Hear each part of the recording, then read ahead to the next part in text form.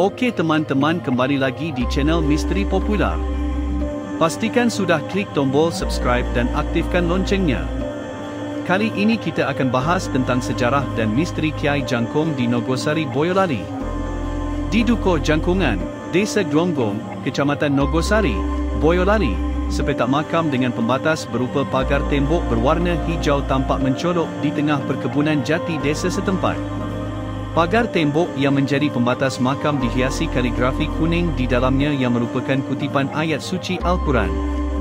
Hanya ada 2 buah batu nisan di sana, semuanya berwarna hitam tanpa terukir nama.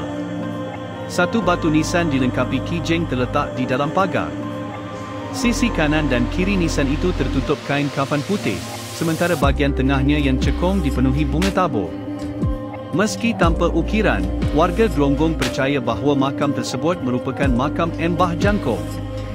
Sementara satu makam yang lain terletak di pagar tembok dan belum diketahui secara pasti identitasnya. Mbah Jangkung ini pula lah yang menjadi cikal bakal penamaan Dukuh Jangkungan. Kabarnya Kiai Jangkung merupakan satu dari 2 tokoh sentral dalam sejarah desa Gronggong. Satu tokoh lain bernama Mbah Dudoh yang makamnya juga terletak di kawasan desa Gronggong. Legenda lokal yang berkembang mengisahkan awalnya wilayah Gronggong dan Nogosari didiami oleh Mbah Dudoh sebagai tiba tua masyarakat. Warga di sana hidup dalam tradisi Jawa yang kental sebelum Islam datang. Pembawa Islam ke Gronggong dan Nogosari yang pertama ia Kiai Jangkung ini, kata tokoh masyarakat setempat, Isniawan, 42. Sebelum berdakwah, sebagai seorang pendatang Kiai Jangkung harus memenuhi sejumlah syarat yang diajukan oleh Mbah Dudoh. Dia diminta menanam ribuan pohon nagasari di tanah yang dulunya tandus itu. Tak ada penjelasan secara pasti mengenai alasan pemilihan pohon itu.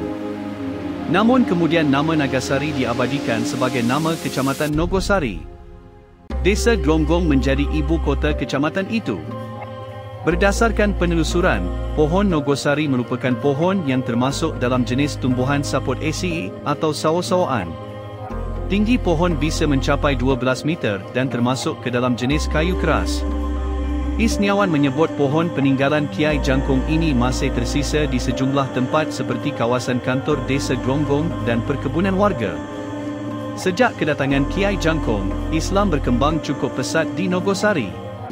Meski belum ada penelitian yang mendalam, perkembangan keagamaan ini dibuktikan dengan munculnya langgar dan sejumlah pesantren. Selama ini cerita soal Kiai Jangkung di kalangan warga hanya tersebar dari mulut ke mulut, tuturnya. Meski demikian, Isniawan berani mengakui kebenaran legenda tersebut. Dia berpijak pada cerita Syekh Siti Jenar, ulama pembawa Islam ke Tanah Jawa. Dalam salah satu kisahnya, Imboh Isniawan, Syekh Siti Jenar disebutkan memiliki murid bernama Kiai Jangkung yang ikut menyebarkan Islam di Tanah Jawa. Namanya sama, tapi yang dimaksud Syekh Jangkung di Gronggong atau bukan juga kurang tahu, kata dia. Kepala Desa Gronggong, Mulyono, menyebutkan di desanya makam Kiai Jangkung dan Mbah Dudoh memang kerap menjadi tujuan ziarah warga lokal. Saat ini pemerintah desa berencana mengembangkan keduanya ke arah wisata religi sebagai potensi desa. Skim fakta dari Ilmu Pancasona. Sekian video kali ini, pastikan sudah klik subscribe.